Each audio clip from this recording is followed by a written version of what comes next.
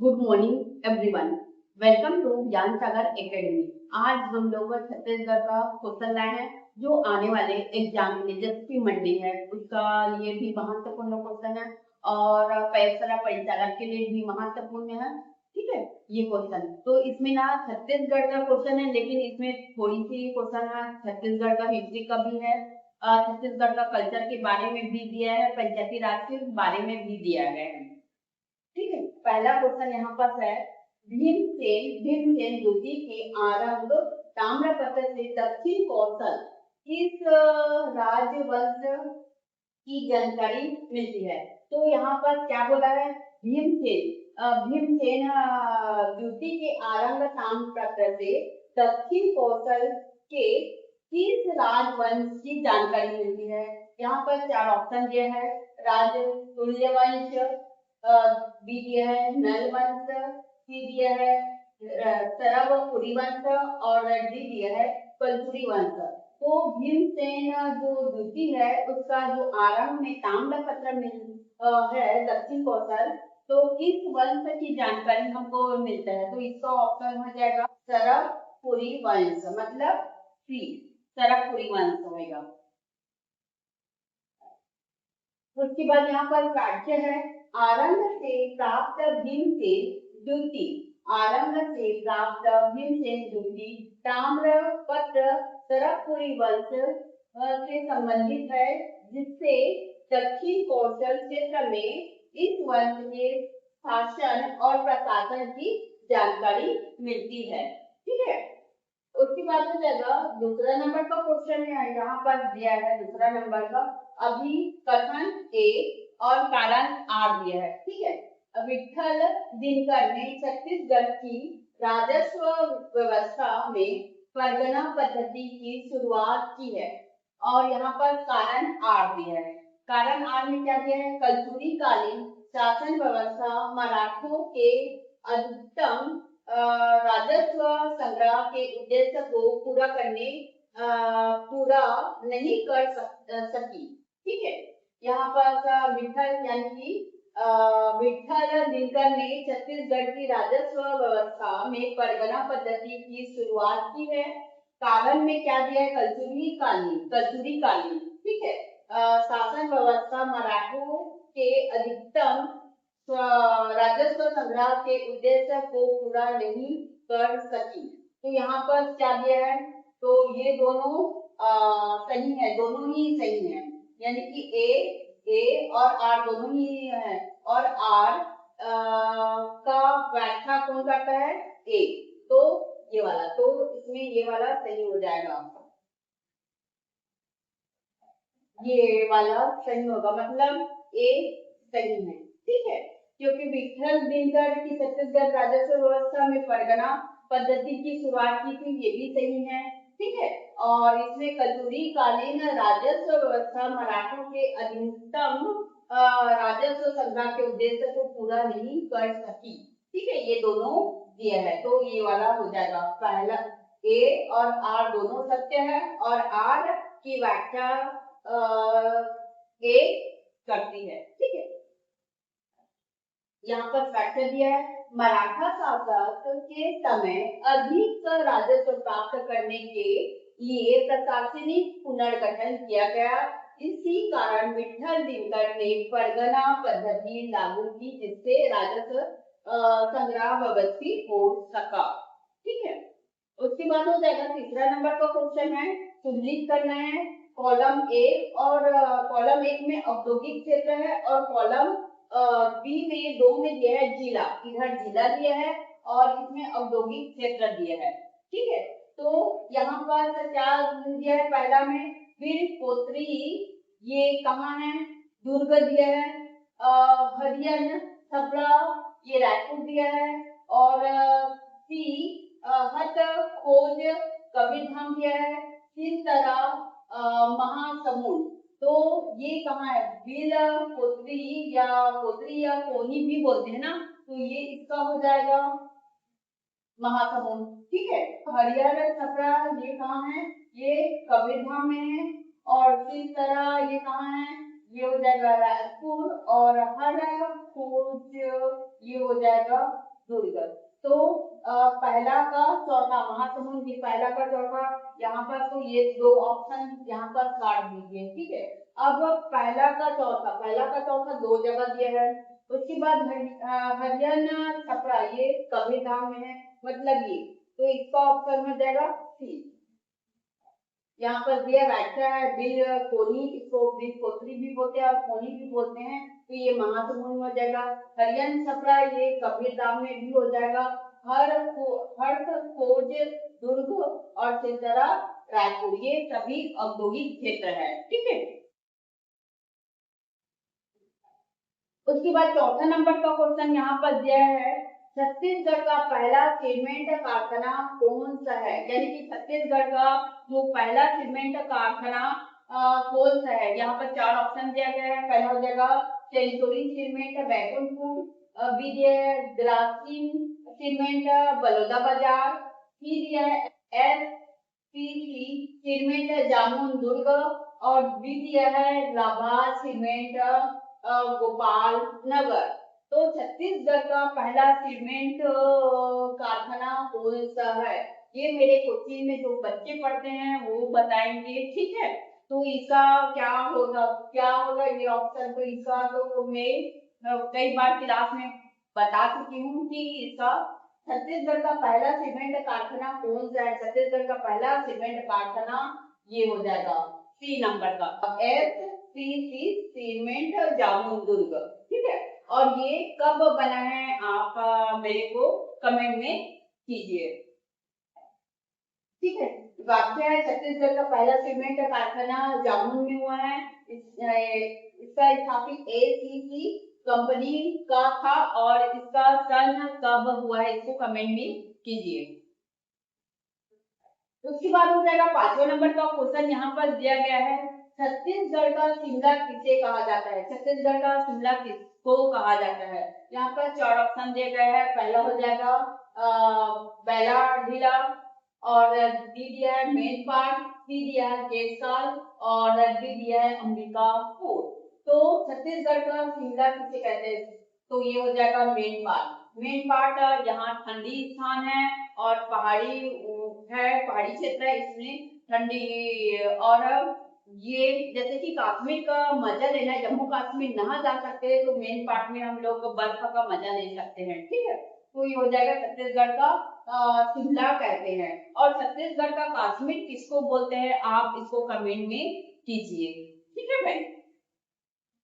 उसके बाद हो जाएगा, यहाँ पर वाक्य भी दिया है, सरगुजा जिले का मेन पार्ट ऊंचाई और ठंडा मौसम के कारण छत्तीसगढ़ का शिमला कहलाया जाता है, ठीक है।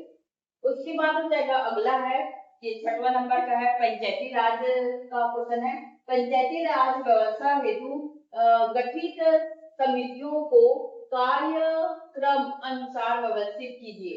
यहाँ पर व्यवस्थित करना है, कौन कौन से समिति बना था पंचायती राज लाने के लिए, समिति बनाए गए थे, तो कौन कौन सा समिति, और उसको सबसे पहले कौन सा समिति आया ये बताना है, ठीक है। तो यहाँ पर चार ऑप्शन दिया गया है, ठीक है। तो पहला हो जाएगा, यहाँ पर के क्या दिया है, जी वी के राव समिति, और यहाँ पर उसके बाद के बाद एल हो जाएगा बलवंत राव मेहता समिति, उसके बाद एम है लक्ष्मी मल सिंघवी समिति, उसके बाद एन हो जाएगा अशोक मेहता समिति, और डी दिया है गालवीन गार्गिल समिति। तो इसका क्या हो जाएगा, तो पहला कौन सा समिति आया था, एल, पहले बलवंत राय, मतलब बलवंत राय पहला समिति ये पहले दिए थे। उसके बाद यह कौन सा समिति दिए थे, अशोक मेहता समिति, ये दूसरा नंबर का हो जाएगा। उसके बाद हो जाएगा के, ये जी.वी. के राव समिति दिए थे, ये तीसरा नंबर का हो जाएगा। उसके बाद हो जाएगा ये एम लक्ष्मी मल्ल सिंघवी समिति हो जाएगा, और लास्ट में फोर्थ नंबर का ये होगा। तो यहाँ पर पहला किसको लिए हैं, पहला एल, तो एल कहाँ पर है, एल यहाँ पर भी दिया है, ये तो नहीं होएगा, ये एल दिया है और ये भी नहीं होएगा, एल एन ये वाला, तो ये हो जाएगा सी यहाँ पर। और ये कब कब दिए हैं समिति की व्याख्या बलवंत राय मेहता समिति 1957, उसके बाद अशोक समिति 1978 में, और GVK राव समिति हो जाएगा 85 में, और लक्ष्मी सिंधी समिति हो जाएगा 86 में। ठीक है, उसके बाद ये दिए थे। उसके बाद हो जाएगा 7वां नंबर का क्वेश्चन यहाँ पर दिया गया है, संयुक्त राष्ट्र विश्व पर्यटन संगठन के सर्वश्रेष्ठ पर्यटन गांव उन्नयन कार्यक्रम में बस्तर संभाग के किस गांव का चयन हुआ है। ठीक है, यहाँ पर बताना है, यानी कि संयुक्त राष्ट्र विश्व पर्यटन संगठन के सर्वश्रेष्ठ पर्यटन गांव उन्नयन कार्यक्रम में बस्तर संभाग के किस गांव का चयन किए गए हैं। तो यहाँ पर 4 ऑप्शन दिया गया है, नेतरनार, दूसरा दिया है कुसपाल, सी दिया है घुमारस, और डी दिया है लोहंडी गुंडा। तो ये क्या हो जाएगा, तो इसका हो जाएगा सी। उसके बाद हो जाएगा यहाँ पर व्याख्या भी दिया है, बस्तर के घुमारस रस गांव के UNWTO द्वारा पर्यटन विकास कार्यक्रम के लिए चयनित किया गया है। उसके बाद हो जाएगा 8वां नंबर का क्वेश्चन यहाँ पर दिया गया है, पर्यटन स्थल सारासोर देव स्थान किस जिले में स्थित है। ठीक है, ये मैं क्लास में बता चुकी हूँ, और आज का क्वेश्चन जो लाइन है वो क्लास में मैं करवा चुकी हूँ। ठीक है, तो यहाँ पर 4 ऑप्शन दिया गया है, यानी कि पर्यटन स्थल जो सारासोर देव स्थान है कौन सा जिला में स्थित है। पहला ऑप्शन दिया है जशपुर, बी दिया है महेंद्रगढ़, चिरमिरी, भरतपुर, सी दिया है कोरिया, और डी दिया है सूरजपुर। तो इसका क्या हो जाएगा, तो सारासोर जो देव स्थान है किस जिले में है, ये हो जाएगा डी, मतलब सूरजपुर में। ठीक है, जो सारासोर जो देव स्थान है छत्तीसगढ़ के सूरज जिले में स्थित है, जो एक धार्मिक स्थान है। उसके बाद हो जाएगा 9वां नंबर का क्वेश्चन है, छत्तीसगढ़ में वर्तमान में कितनी कृषि उपज मंडियां और उप मंडियां कार्यरत है। ठीक है, यहाँ पर 4 ऑप्शन दिया है, 69 और 121, बी दिया है 69 और 118, सी दिया है 61 और 118, डी दिया है 61 और 121। तो इसका हो जाएगा बी, यानी कि कितना छत्तीसगढ़ में वर्तमान में कितनी उपज मंडी है, 69 है। ठीक है, और उप मंडी कितना हो जाएगा 108। ठीक है, ये वेरी वेरी इंपॉर्टेंट भी है। ठीक है,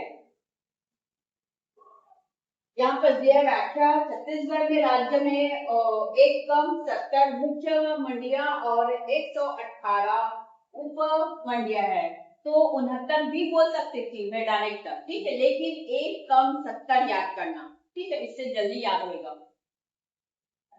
उसके बाद हो जाएगा 10वां नंबर का क्वेश्चन, यहाँ पर दिया गया है, छत्तीसगढ़ी आभूषण पूर्ण सक्रिय शरीर के किस अंग में पहना जाता है। ठीक है, 4 ऑप्शन दिए गए हैं, नाक, कान, गला, कलाई। ठीक है, तो जो फुल सक्रिय है तो कहाँ बस पहनेंगे फुल सक्रिय, तो ये होगा कान में पहने जाएंगे। ठीक है, ये फुल सक्रिय छत्तीसगढ़ का पारंपरिक कान का आभूषण है।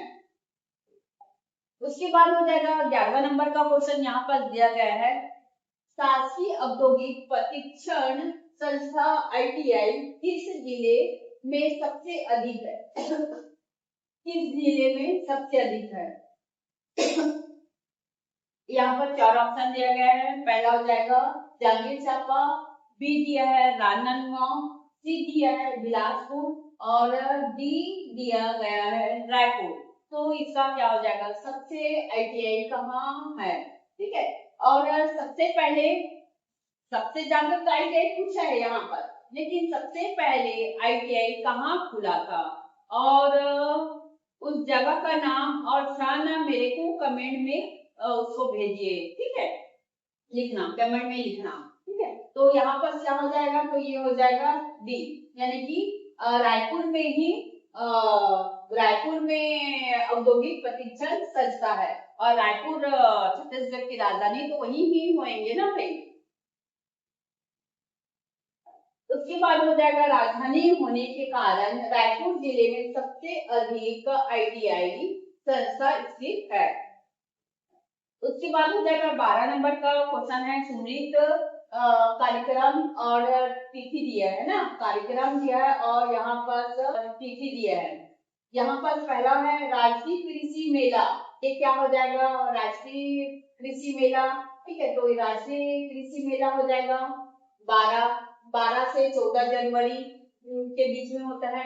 लॉकडाउन का तृतीय चरण क्या हुआ था, ये हो जाएगा 4 मई से 17 मई, ठीक है। और उसके बाद हो जाएगा रोका छिपा वाला हो जाएगा, ये अभियान कब चला था, 19 को। और राज्य युवा महोत्सव ये हो जाएगा 23 फरवरी से 25 फरवरी, ठीक है। यहाँ पर व्याख्या में ऐसे दिए भी हैं, वहां पर वो करनी, तो यहाँ पर साफ साफ दिया है राष्ट्रीय कृषि मेला 12 से 14 जनवरी 2020, लॉकडाउन का तृतीय चरण 4 मई से 17 मई 2020, उसके बाद रोका छेका अभियान 19 से 30 जनवरी 2020, और राज्य युवा महोत्सव हो जाएगा 23 फरवरी से 25 फरवरी 2020, ठीक है। उसके बाद अगला क्वेश्चन यहाँ पर दिया गया है, 13 नंबर का क्वेश्चन है, ठीक है। पाली के शिव मंदिर का निर्माण किसने करवाया, यानी कि जो पाली के जो शिव मंदिर का निर्माण किस राजा ने करवाया है। यहाँ पर 4 ऑप्शन दिया है, पहला हो जाएगा विक्रमादित्य, बी दिया है महाशिवगुप्त, सी दिया है महाभवगुप्त। तो क्या हो जाएगा, जो पाली के शिव मंदिर का निर्माण किसने किए हैं, तो इसका हो जाएगा महाशिवगुप्त, ठीक है। और पाली के जो शिव मंदिर है वो कहाँ है, कहाँ होगा, ये कोरबा में है, ठीक है, ये कोरबा में है। तो ये जो वाक्य है, जो पाली का प्रसिद्ध शिव मंदिर महाशिवगुप्त बालार्जुन के काल में निर्मित हुआ था। उसके बाद हो जाएगा 14 नंबर का क्वेश्चन यहाँ पर दिया गया है, गुप्तकालीन सिक्के कहाँ से प्राप्त हुए हैं, यानी कि गुप्तकालीन सिक्के कहाँ से प्राप्त हुए हैं, ठीक है। यहाँ पर 4 ऑप्शन दिए गए हैं, पहला हो जाएगा बानाबरत से, आरंग से, फिर बाना भरत और आरंग दोनों से, और इनमें से कोई नहीं, तो इसका क्या हो जाएगा। तो जो गुप्तकालीन सिक्के हैं कहाँ से प्राप्त हुआ है, बाना भरत और आरंग दोनों से प्राप्त हुआ है, ठीक है, मतलब सी नंबर का होगा। यहाँ पर छत्तीसगढ़ में गुप्तकालीन सिक्के बाना भरत और आरंग दोनों स्थानों से प्राप्त हुए हैं। उसके बाद हो जाएगा 15 नंबर का क्वेश्चन है, दूधाधारी मठ का निर्माण किसने करवाए हैं, ठीक है। 4 ऑप्शन दिया गया है, पहला हो जाएगा बलभद्र दास, बी दिया है देवपाल, सी दिया गया है गोपाल देव, और डी दिया है इनमें से कोई नहीं। तो दूधाधारी जो मठ का निर्माण किसने करवाए हैं, ठीक है, तो इसका देवपाल को नहीं करवाए थे, ठीक है। उसके बाद ये देवपाल भी नहीं कराए थे, गोपाल देव भी नहीं कराए थे, और इनमें से कोई भी नहीं होगा, तो बलभद्र दास ने दूधाधार मंदिर का निर्माण किए थे। और ये जो बलभद्र दास है तो कौन सा कल्चुरी वंश है कि मराठा है, तो इसको बताइए, ये कल्चुरी वंश में है ना। रायपुर में स्थित प्रसिद्ध दूधाधारी मठ का निर्माण संत बलभद्र दास ने करवाया था। उसके बाद हो जाएगा सुमलित, फिर दिया है 16 नंबर का क्वेश्चन में, सुमलित कॉलम 1 पद है और कॉलम 2 में कार्य है, यानी कि इन लोग का पद है, पहले ये कल्चुरी वंश से लोग बनाए थे, ठीक है, महापतिहार, सोल्टी, पूर्व प्रधान, महासंधि विग्रह, ठीक है, और ये उसका विभाग है, ठीक है। तो पहला में क्या दिया है, महापतिहार, ठीक है। महाप्रतिहार तो इसका इधर का क्या है, संचार विभाग का प्रमुख, सौरचिक कर संग्रह अधिकारी, पूर्व प्रधान हो जाएगा नगर प्रमुख अधिकारी, और महासंधि विग्रह मतलब विदेश विभाग प्रमुख। ठीक है। तो मैं अक्सर वो बताती हूँ, कई बार हम लोग जैसे रहता है ए का ए, बी का बी, दूसरा नंबर का सी का तीसरा नंबर, तो वैसी, तो इसमें वैसे ही ऑप्शन दिए है ना, महाप्रतिहार मतलब संचार विभाग का प्रमुख, और शोल्किक मतलब शोल्किक में क्या होगा, कर संग्रह अधिकारी, पूर्व प्रधान मतलब नगर प्रमुख अधिकारी, और महासंधि विग्रह मतलब होगा विदेश विभाग का प्रमुख। मतलब ए का हो जाएगा पहला। ठीक है। तो जैसे है वैसे, तो ये भी वाला सही हो गया ना, जैसे तैसे। ऐसी पेपर में जैसे आएगा और ये बात समझ नहीं आएगा तो जैसे का तैसा उतारना। इसमें 100% तो नहीं बोल सकती, बाकी 99 सही होने का चांस रहता है। उसके बाद यहाँ पर वही उसी का व्याख्या, महाप्रतिहार राज्य दरबार और संचार व्यवस्था करते थे, शोल्किक कर संग्रह करते थे, पूर्व प्रधान नगर का प्रशासन देखते थे, और महासंधि विग्रह विदेश नीति का संधि थे। उसके बाद हो जाएगा 17 नंबर का क्वेश्चन यहाँ पर दिया गया है, कथन, मेजर एगन्यू ने राजधानी रतनपुर से रायपुर स्थानांतरित की, ये तो सही है। उसने प्रशासनिक ढांचा का पुनर्गठन किया है, ये भी सही है। उसने पंचायत व्यवस्था स्थापित की। ठीक है। तो ये हो जाएगा पहला, मेजर जो एगन्यू है, पहले रतनपुर में राजधानी था, रतनपुर से रायपुर स्थानांतरित किए थे। उसके बाद प्रशासनिक जो ढांचा है उसका पुनर्गठन किए थे, तो मतलब पहला और दूसरा सही है।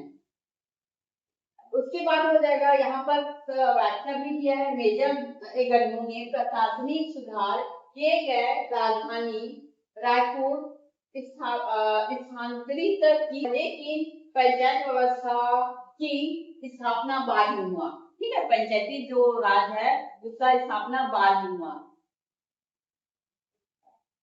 उसके बाद 18 नंबर का क्वेश्चन यहाँ पर दिया गया है, छत्तीसगढ़ में प्रथम जिलेदार किसे बनाया गया था। ठीक है। यहाँ पर 4 ऑप्शन दिया गया है। पहला हो जाएगा कृष्ण राव अप्पा, बी दिया है गोपाल राव, सी दिया है गोविंद राव, और डी दिया है अमृत राव अप्पा। तो जो छत्तीसगढ़ में प्रथम जिलेदार किसे बनाया गया था। ठीक है। और छत्तीसगढ़ में जिलेदारों की संख्या कितना था भाई, तो छत्तीसगढ़ में जिलेदारों की संख्या था 8। ठीक है। जिसमें से पहला वाला कौन था, ये सॉरी ये वाला था कृष्ण राव अप्पा, और अंतिम वाला था ये पहला वाला था, और 8वां नंबर का था ये गोपाल राव। ठीक है। उसके बाद हो जाएगा मराठा शासन में प्रशासनिक व्यवस्था के तहत कृष्णराव अप्पा को पहला जिलेदार नियुक्त किया गया था। उसके बाद हो जाएगा 19 नंबर का क्वेश्चन यहाँ पर दिया गया है, ब्रिटिश शासन के दौरान छत्तीसगढ़ में कौन सी व्यवस्था आरंभ की गई। ठीक है। जो ब्रिटिश शासन के दौरान छत्तीसगढ़ में कौन सी व्यवस्था आरंभ की गई। पहला हो जाएगा मालगुजारी व्यवस्था, बी दिया है तालुकदारी व्यवस्था, सी दिया है तालुकेदारी व्यवस्था, और डी दिया है तहसीलदारी व्यवस्था। तो ब्रिटिश शासन के दौरान छत्तीसगढ़ में कौन सी व्यवस्था आरंभ की गई थी, तो ये हो जाएगा मालगुजारी व्यवस्था। यहाँ पर है ब्रिटिश शासन ने राजस्व वसूली के लिए मालगुजारी व्यवस्था लागू की गई। उसके बाद हो जाएगा 20वां नंबर का क्वेश्चन है, 1854 व 1861 के बीच सही जोड़ी कौन सी है। ठीक है।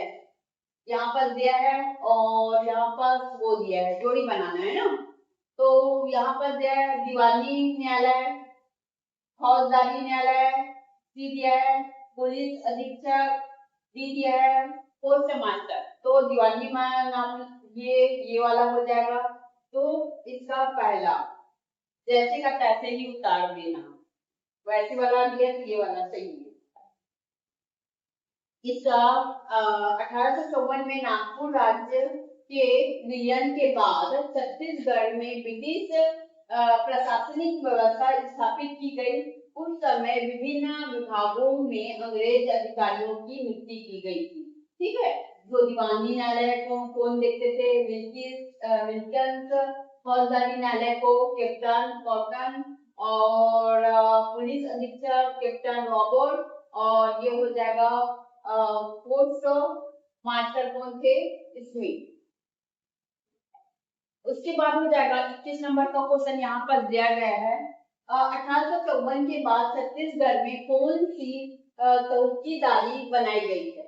यहाँ पर दिया है, पहला हो जाएगा सिहावा, लोरमी, खल्लारी, संचारी।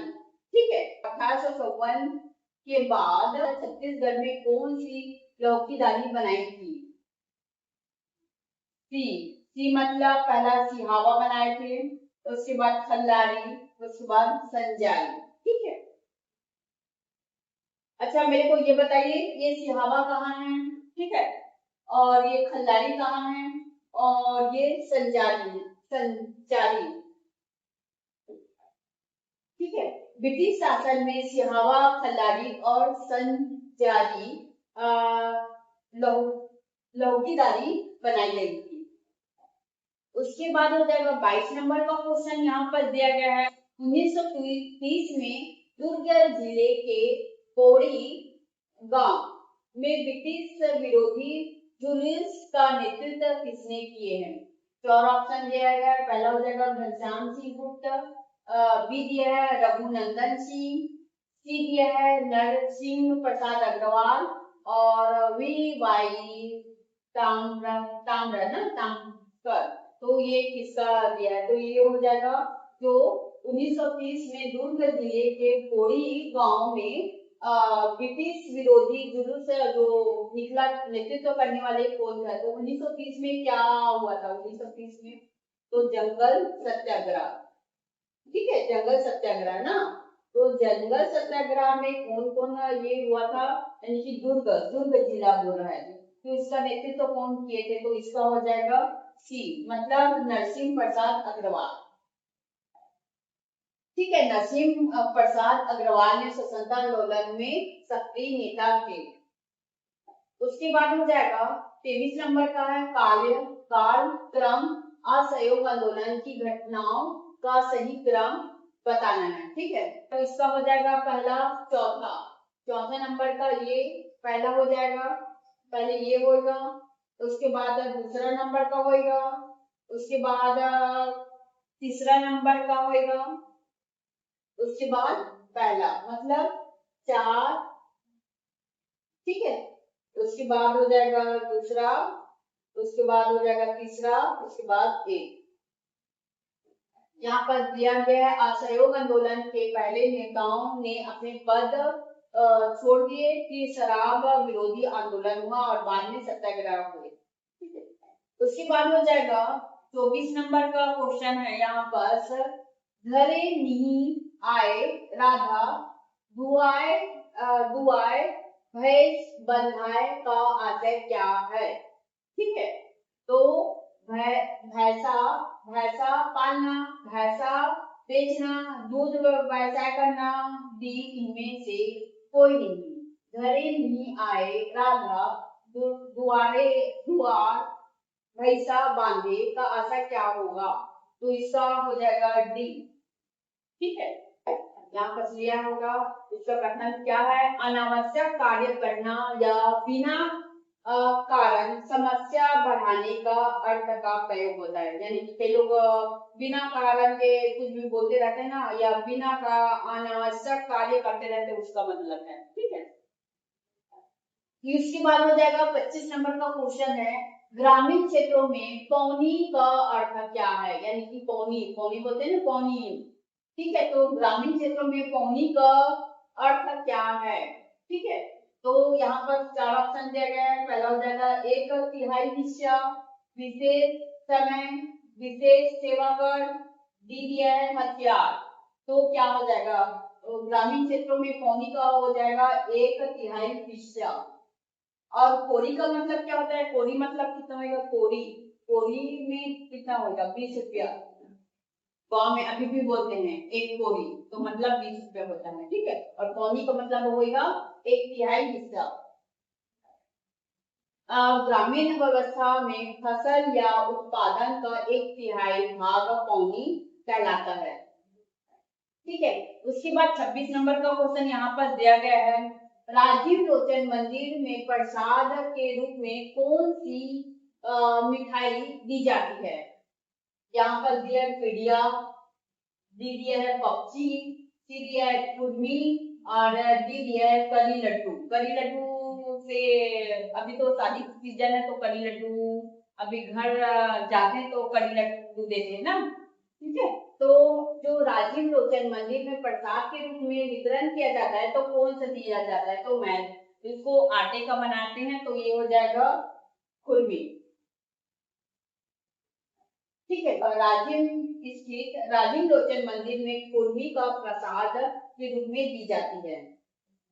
उसके बाद हो जाएगा 27 नंबर का क्वेश्चन यहाँ पर दिया गया है, कौन सा व्यंजन चावल के आटे से नहीं बनता है। यानी कि कौन सा जो व्यंजन यहाँ पर व्यंजन दिया गया है, ठीक है, जो चावल आटे का प्रयोग नहीं होता है। ठीक है, तो कौन सा हो जाएगा, ये चौसेला, चौसेला में तो चावल आटा का ही बनता है।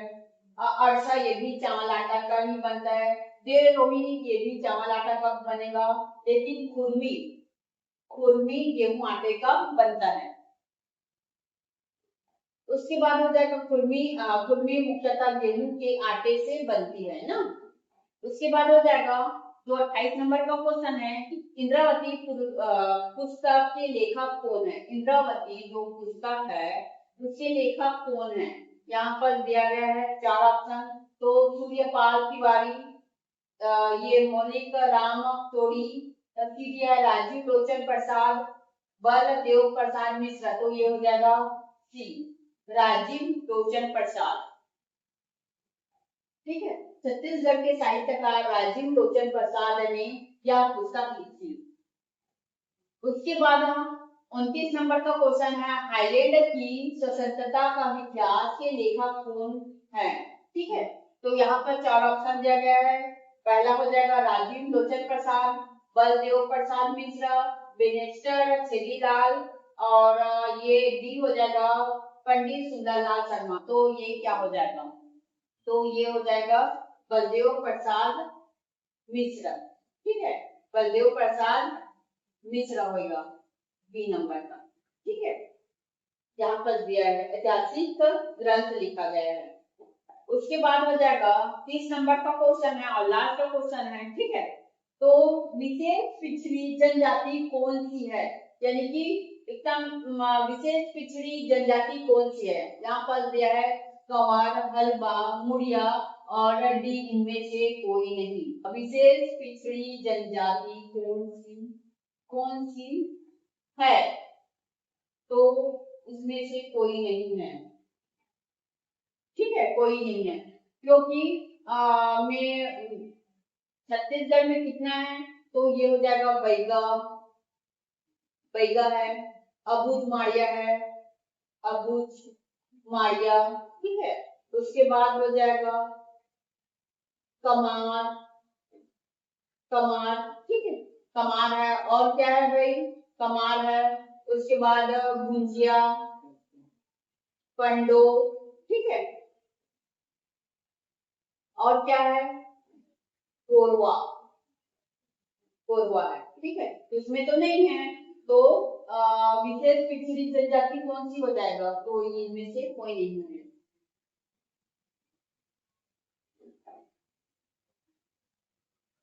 तो यहाँ पर छत्तीसगढ़ की विशेष पिछड़ी जनजाति बैगा, अबूझ माड़िया, कमार और पहाड़ी कोरवा है। ठीक है, और ये वीडियो कैसा लगा, लाइक, कमेंट और सब्सक्राइब कीजिए।